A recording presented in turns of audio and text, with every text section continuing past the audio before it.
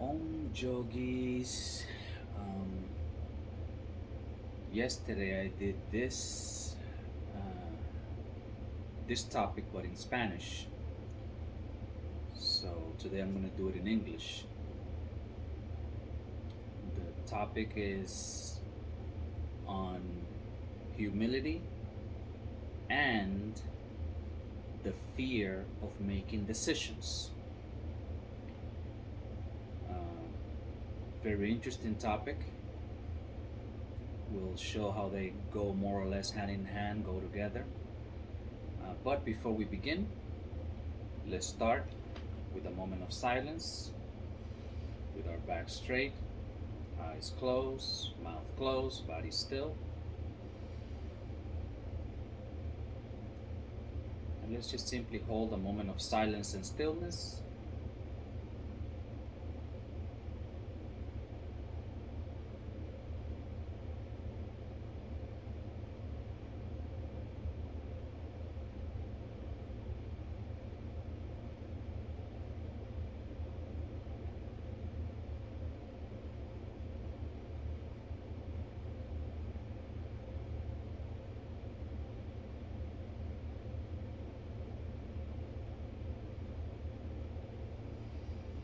Very well. So, this short video on humility and the fear, how to overcome the fear of making decisions. So let's start with humility. Now, there are several ways through which one can arrive at or achieve or cultivate or realize or get established in humility. But today I'm going to speak only on one. I feel more connected with this particular way, and I think it's also a way that is easier to explain, at least for myself, and it makes more sense for it on this kind of format. So when there is no humility, in my experience, it is a sort of misunderstanding. It is trusting too much on the wrong things leads to a lack of humility. What do I mean? So when we tend to trust too much on our own perception, on our own ideas, on our own capacity to see, to hear, to perceive, to understand, and we have so much confidence, sometimes a false, many times usually it's a false sense of confidence on our ability to understand certain things. Naturally, when you're so confident in what you see, what you feel, you understand, well, humility is not going to be there because you see it, you hear it, you feel you understand it, you feel you have analyzed it, and of course, I know this is how it is. No humility there. That's how it is. That's the way I know and I understand it. That's the way I see it. That's the way I perceive it, and that's it. All right. Uh, but when we get established, humility, in my experiences, when getting established in the fact that no matter what we can see, we can hear, we can perceive, we can understand, what kind of sophisticated logical conclusion we can arrive at, no matter what, the part that we are unable to understand, unable to see, to perceive, to hear, to know, to experience, that part will always be bigger than, larger than whatever it is that we can understand, we can see in. So when we clearly see this and clearly understand this fact, naturally humility comes. Because we can see something, we can understand something, we can perceive something, but if by our own experience we already clearly know that whatever we think, see, hear, understand, we know that there's way much more to it than that. And we also know that many times our own senses, our own mind tricks us or mislead us in understanding certain things certain ways, in seeing things certain ways that are not really true. So when we have this clear understanding, this clear perception, okay, I can see something, I can understand something, I can, then humility comes because you know, okay, no matter what it is that I am thinking, that I am feeling, that I feel like I understand, I know that there's way much more to this. And I know also that I cannot fully 100% trust my own perception, my own mind yet. Maybe a time will come when you can. But for most people, the senses, the mind, the way they're perceiving things is not reliable. And this is where the mistake comes, where that lack of clarity, that misunderstanding, that wrongly placing the trust on feeling that I am so smart. This is where the lack of humility comes. That I am so smart and so capable that, oh yeah, I see what's going on. I understand. And then nobody can tell you anything else because you feel that I have understood. I got it. I see it with my own eyes. I hear it. I have thought this deeply, right? I have really been thorough on my analysis.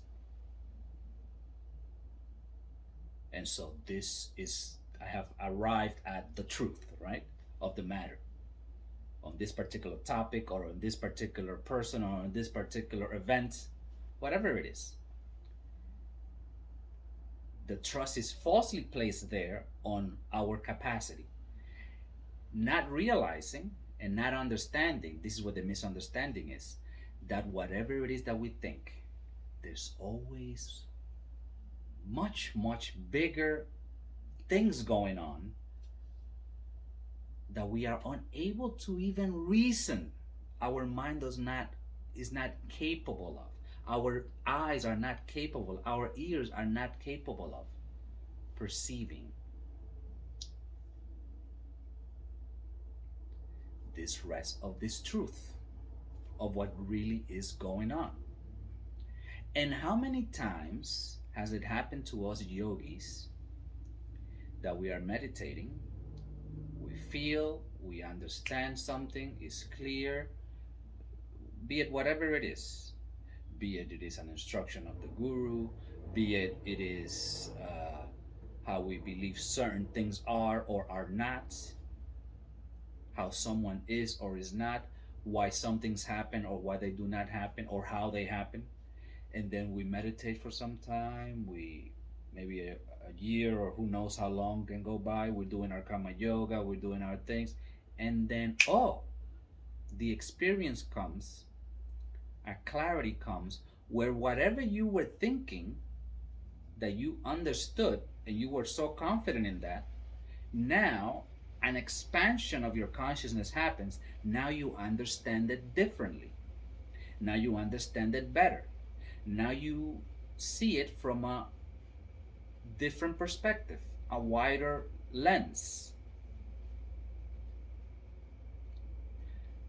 How many times has that happened? I'm sure for us, for a lot of you yogis, this is a common experience.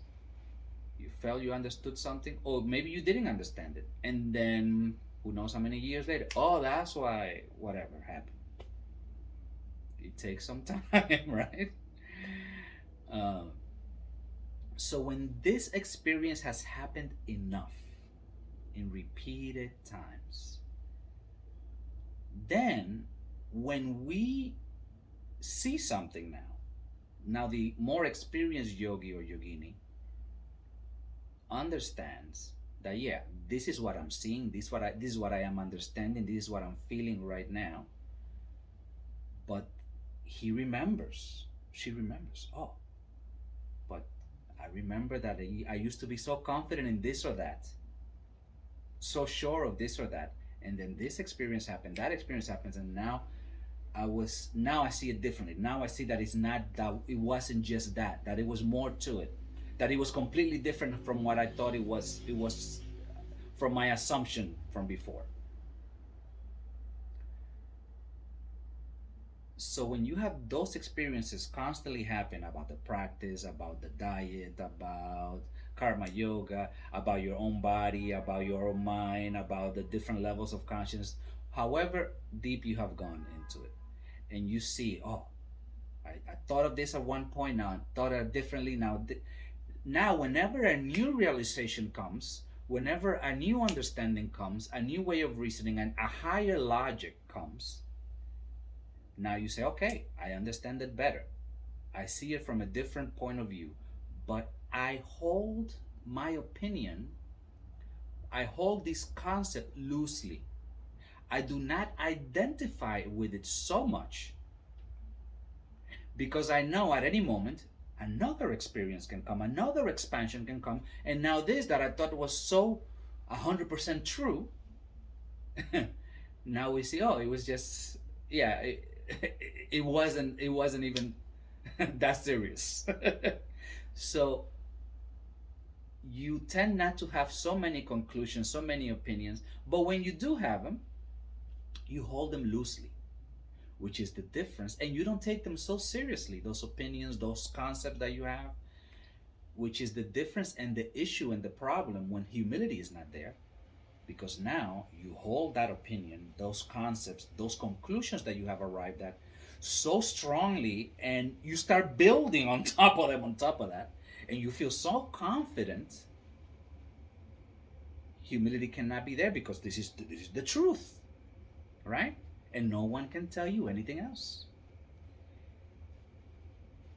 And then when you add confidence to that and build on top of that certain parts of your identity based on this concept, this truth, this, I know this to be the only, right? Then when an expansion happens, everything crumbles. Or when someone comes with a little higher level of understanding, you feel threatened because part of your identity, of your, or whatever it is that you're holding on so strongly to this thing that you believe is to be true, then humility cannot be there because you are so confident. You are holding so strongly to this thing. So the more experienced yogi, this is how humility comes in. Yeah, there's an opinion, that's mine. Right now, you understand, but at the same time, you don't take it so seriously. Your opinion, your thoughts, your concepts, or whatever it is, because you know at any moment these things keep changing. The expansion keeps changing. Your perception, your understanding. Right now, you believe this to be true. Later, you understand it differently. And you can even debate on certain points, and yeah, fine, but you don't hold these ideas, these concepts so hard that if anybody proves them to be untrue, oh great, now I have a higher idea, which was the way of debating on those days of Sri Adi Shankara, because they are not the masters, the ones that were really interested in the truth, in knowing. The humility enough was there where, okay, this is what I understand, this is what I believe to be true, right now. But if you, Sri Adi Shankara or any other master comes and proves logically with sense that this thing that I thought was true is not, or that there's something better, automatically I bow down. But most people cannot do that. Most people, what we see is they are holding on to this concept, this idea so strongly, and they cannot, they will not accept any other any other point of view. This is the lack of humility, and this is the mistake. Where now the trust is placed so much on my ability to know and to understand, and on this concept, this conclusion that I have arrived at, is now more important than the truth. Truth can come, someone can come with the truth, but no, this is there's no this is the truth. What I think, what I believe, what I see, what I understand, right? And sometimes it's a little funny when you see that both yogis and non-yogis, regular people, hold on to these concepts so strongly, and big arguments break out over, you know, could be political views, or any kind of philosophical ideas. People are holding on so strongly to these things because they have built kind of like their identity on these building blocks that are ultimately false, or at least not fully true. They may have little grains of truth here and there, but they're not ultimately the truth. So humility is that, simply being clear. Okay, this is my opinion right now, this is what I understand right now, but if I know and I understand, or with my experience I understand, that this at any moment can change. And then now we come to the part of the decisions, because sometimes a decision needs to be made, something needs to be said, something needs to be done. Now, with the humility of understanding these things, you know, okay, this is what I can see right now, this is the best I can understand right now.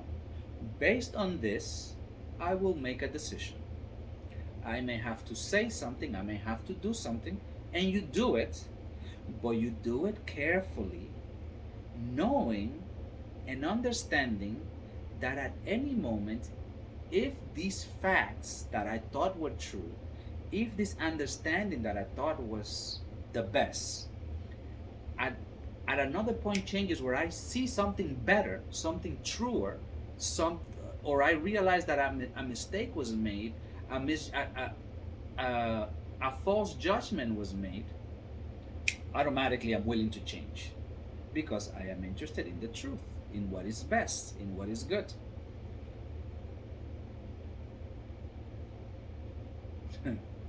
And not just in protecting what I think is, Sometimes people see, they see, okay, this is no longer true, but they have already built so much on top of it that they continue to protect it and they hold on to it. It's a little funny, but sometimes a little sad when you see that. So when the decision needs to be made, you make the decision, but carefully. Maybe I need to say something, maybe I need to do something, but carefully, because I know if at any time a new experience comes, a new understanding comes, then change right away. It reminds me of some of these stories of some of these legendary debates between masters. It's so serious in a way, and they were so interested in the truth that, and not just in their concepts or anything, that you saw it in some of the debates with Sri Adi Shankara. Okay, so there's a master. He has a whole network. He has built. He has disciples. He has schools. He has wealth, all based on his knowledge, on his understanding of the scriptures, of how he or she believes that things are done and the best way to live. Now here comes Shankara. And Shankara puts on the debate. The debate is, I will prove my point that this is, this is what I believe to be true. This is what you think is best. This is what I think is best. And this is the honesty of Sri Adi Shankara, and also the honesty of the person debating. If in the debate I am proven to be wrong, because I am interested in truth and not just on proving that I am right. If you prove me to be wrong, I will become your disciple. And this orange robe or whatever I have, and if you say that I get married, and then I will dress in whatever color you want me to dress and do, because you have proven logically that your way of living, your philosophy is higher, is truer, is best. And because I am interested in what is best, automatically I drop whatever and I go to what is best and I apply what it is best. This is the humility exhibited by Sri Adi Shankara and exhibited by this disciple that he wasn't disciple at first, but when he lost and when he understood, wow, what I thought to be true wasn't. I see a higher truth now. Married man, forget it. Now I'm no longer married. This is the level. All this wealth, no longer mine, given away to the people. Now at the master's feet. You see the level of humility? Not attached to his or her concepts of no. This is that's the humility. And we can even take it further. There were some debates between masters where they were so invested and so sure that what they were doing is the best. Now, these two masters come. One believes he's doing what is best. The other sees what you're doing is good, but you are making several mistakes here, and there that are detrimental. We need to debate on this issue. And the wager wasn't simply, uh, oh, if you lose, you're my disciple. If you lose, or I'll make. The wager is, this is a higher level yogic lore. I lose, I leave the body. You lose, you leave the body. Like this. If I have been making this kind of mistakes, these false judgments, spreading this misinformation, to use the modern terms, then I will start over fresh. I will not be able to. I will. I will leave room. Let's just say that I will not be able to continue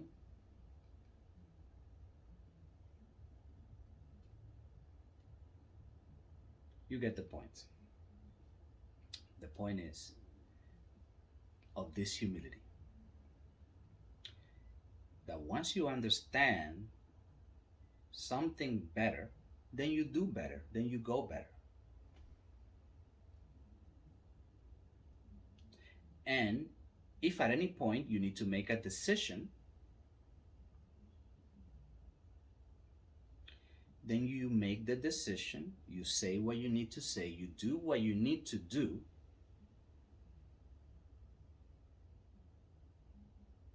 with the best information, with the best perception that you have at the moment, knowing fully well and being willing at any moment that if later I understand something better, immediately change.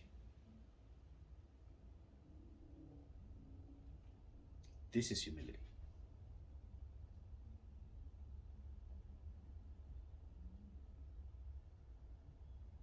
Now, when it comes to those decisions, now we come to the point of fear.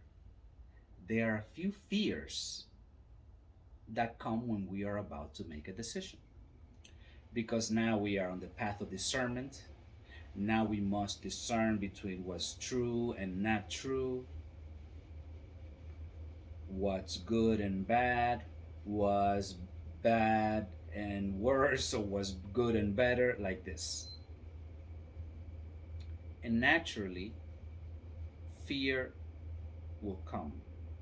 The fear, usually, in my experience and what I can see, both in myself and others, is, but what if this is a test? What if I fail the test? What if this is one of those opportunities? And if I do not pass this test, I will not get this or that blessing. What if I make this or that mistake and this terrible karma is to fall upon me? These are the fears, right? What if I fail the test? What if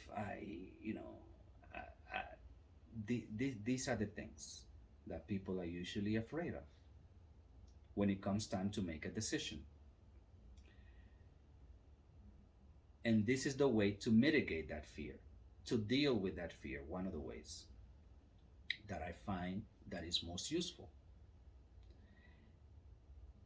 And that is being established in the fact and understanding clearly that no matter where you are or where others are, you and others are there to learn the lessons that you need to learn. You're at that level of understanding, of knowing, of responsibility, of whatever, to learn what you need to learn to get the lessons that you need to get. But what if this test comes, these things, and a decision has to be made, and then with the best perception that I have, with the best information, with the best understanding I have, I make the decision, and now it turns out that it was the wrong decision. What will happen? Something very tragic. You failed the tests, right? This is the fear. But what happens when you fail the tests, this quote unquote spiritual test? Now you have to repeat. But this is good. This is how you deal with that fear. It is good that you have to repeat, because that means that you need that lesson to learn. If you didn't need the lesson to learn, you would have passed the test, right? But because you didn't pass, that proves, that demonstrates that you still need that lesson. Take it again. What is wrong with that? Why do you want to pass a test? One of these super important tests that we believe that we have. And then you end up in some level because you passed the test. Now you go to the next level, right? But let's say you passed it by cheating or by some fluke, which is not going to happen in spiritual life, but this is just for the illustration purposes. You somehow pass this test. You're happy, right? Now you end up on this level, but you really don't belong there. Now you are in this level, and now you cannot enjoy it. You cannot make use of it. You won't feel comfortable. You're just gonna get in the way because you have no idea what's going on. So when you fail a test, it's good. It's good that you are going to end up wherever you are to get the lessons that you need. And when you pass the test, it's good because that means you no longer need to be there. Now you're going to be where you need to be in order to learn the things that you need to learn. Whether you pass or fail, in a way, is the same thing. You are going to be where you need to be to learn the things that you need to learn. Simple as that. When you understand this clearly, this fear of passing or failing, and what if I missed the blessing because I made a mistake? Well, that blessing was only for those that were able to pass that test, and they are going to be able to make good use of that blessing. Some blessings are given freely, some blessings are given only when asked, some blessings are earned by effort, energy. Some blessings are also earned by, okay, she passed this test, they get this or that, right? There's different ways, right? So if you failed, or if you feel you failed or made a mistake, fine. Learn from that mistake, see if next time you can do better. Oh, but what if it was one of these opportunities that now I will not, this door opens once in 10 lifetimes, and now I won't be able to, if I miss this, then I won't get it until next 10 lives. What happens? Well, same. If you fail, you fail. You gotta wait 10 lifetimes, you gotta wait 10 lifetimes. You're gonna learn from that harsh and hard experience so that when it comes up again, or when something of similar importance comes again, you're gonna use that experience and you're gonna do better. It's as simple as that. So there's no need to fear, oh, this. If fear was helpful, I would say, yeah, be afraid. But it's not helpful. You're going to freeze up. You're going to overthink things. It says, again, the humility comes in there. Okay, this is what I can see. This is what I can understand. Okay, Master, Supreme Being, I'm going to do the best I can. This is what I believe is best right now. And you make the decision. If it was incorrect, oh well. You're going to be at that level and learn what you need to learn so that next time you can make the better decision. And the funny thing is, sometimes this is something funny. You see that the test is not so much whether I'm going to go left or right, up or down, whether I'm going to decide between this or that. That's not even the test. It is Maya, the masters, the gurus, big drama is created, and you feel this is so big, right? And the test is simply, are you able to stay calm?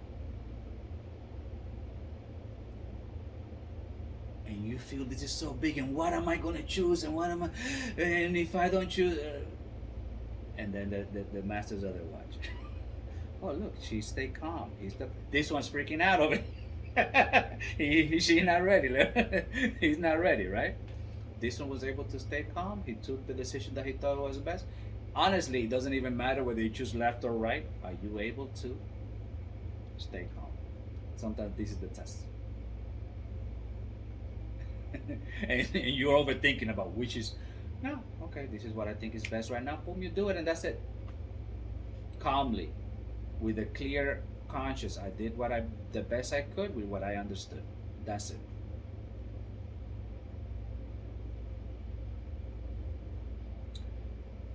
So, in order not to make this any longer than what it is, I think we're going to end it there.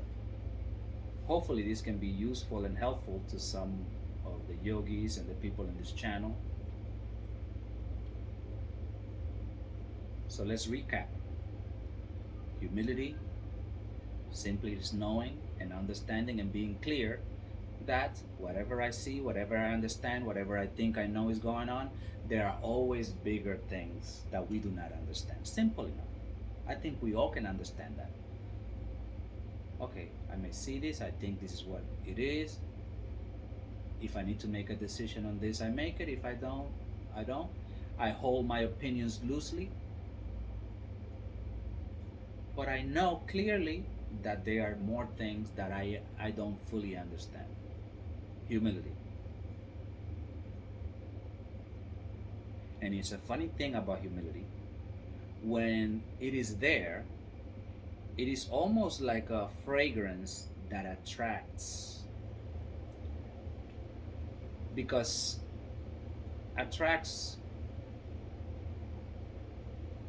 knowledge, attracts teaching, attracts the guru, attracts guides, because they know and they see, oh, this person, there's room for them to, they are humble enough to know that they don't know everything, and they are not holding on so strongly to their concepts and ideas. They we can move with them, they can move with us, they can learn, they can expand, they are willing. So you always see, this is one of the things that why humility is recommended, because it attracts these good things that we want, this knowledge. It's very hard to teach someone that they feel okay, they already know. Well, you already know, right? So go ahead, you already know. But when you are clear and that humility is there, okay, I know I understand this, but I know at any moment there's more that I do not know. Immediately, there's people there. The guide is there. This one, you know, there's room, room for some action, for something to happen.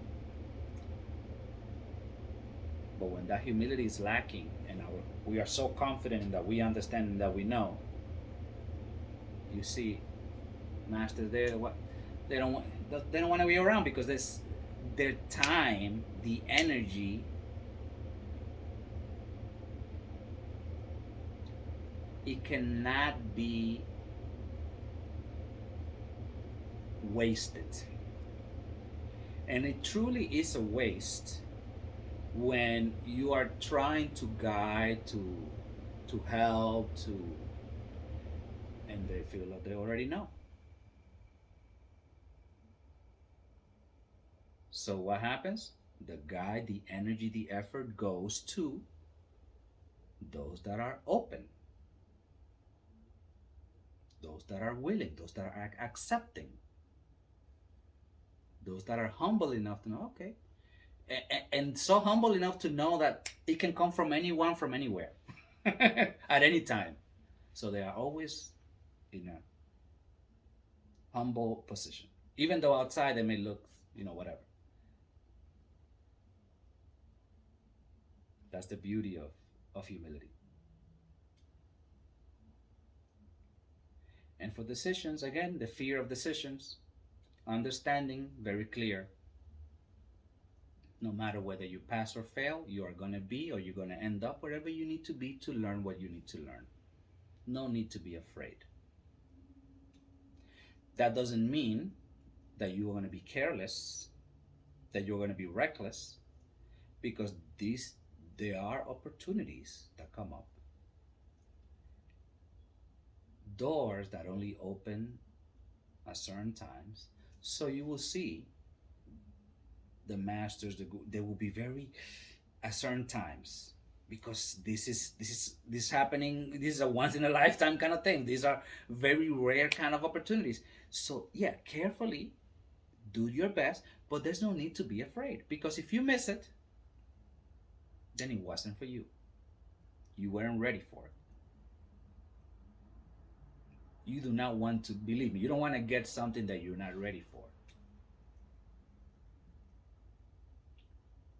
So I pass, great.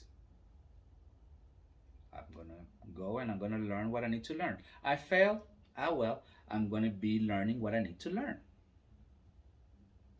If I had learned what I needed to learn, then I would not have failed. Right? Because I failed, that proves okay, I need to still be here. That's fine. And it's also fine if you pass. And important, this is another thing where humility comes in. You are here, you're here with your co-disciples. Test time comes, boom, maybe a couple pass, a couple didn't pass. Don't feel superior. It is hard not to feel superior because, oh, I passed this test and now I'm at this level, right? No, that you are where you need to be. And at any moment, a test comes to, and who knows, they may jump over you and you may still be there. So, very compassionately, sometimes you see, okay, they are thinking in this level, I am now here, whatever, but don't feel better because at any moment that can change.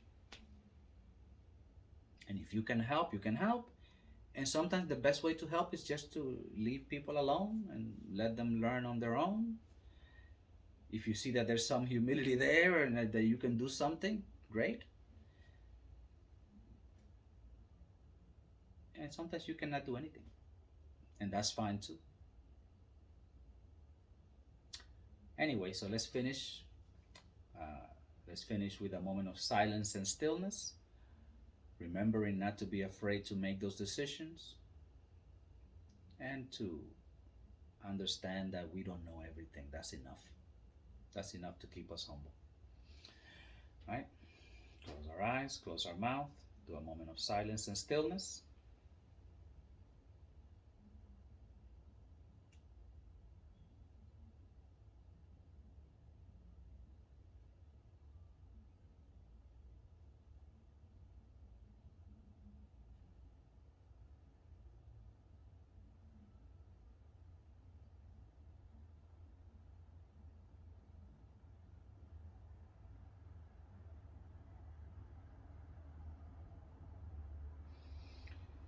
Very well. So, as always, this channel is mostly for yogis initiated in mantra yoga meditation. If you are watching this video and somehow you made it to the end, what I recommend, and you're not initiated into yoga, into meditation, into mantra yoga meditation, I recommend that you find one of our centers. If you are one of the yogis already initiated and keeping to the whole thing of humbleness, if you see one of the videos in my channel and you see, oh, this is wrong, what being said or incorrect, bring it up to my attention. You can send me a WhatsApp or put it in the comments because again, what we're interested is what is correct, what is true, and not so much of check me out, look how much I know. That's not the point. Actually, one of the reasons I'm recording these things is coming back to the point of doing the best that you can with what you know. I want to have a clear conscience that with the best that I knew, with the best that I understood, with my best perception, I am doing my part in helping those around as I the best I can.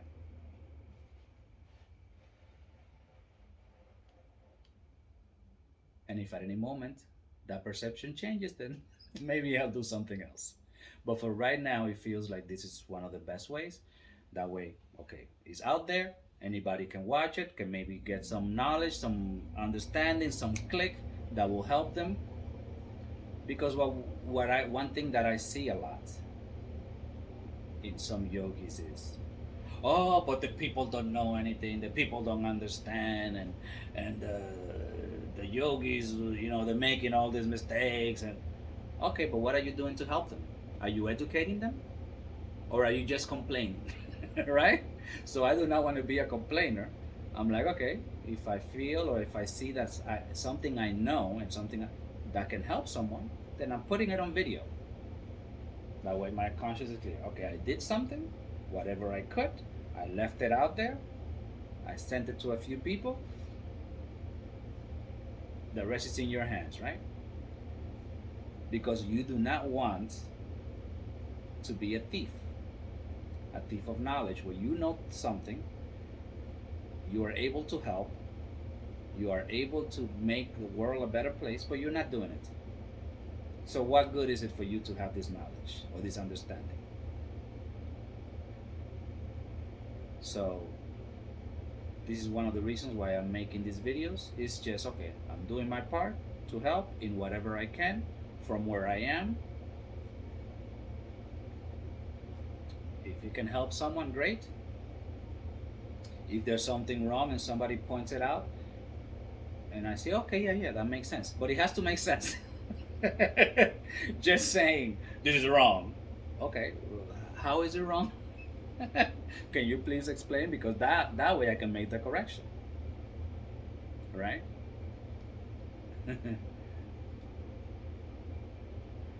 That used to be the way before, where someone can stand on authority and say, no, that is incorrect. That's And then people automatically have to go, okay, that's incorrect.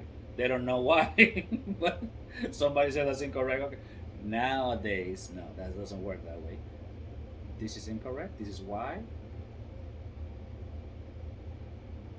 This is better. This is why. Oh, okay, makes sense. Perfect. Let's change it. Right? That's how we work. All right, yogis. Hari Om.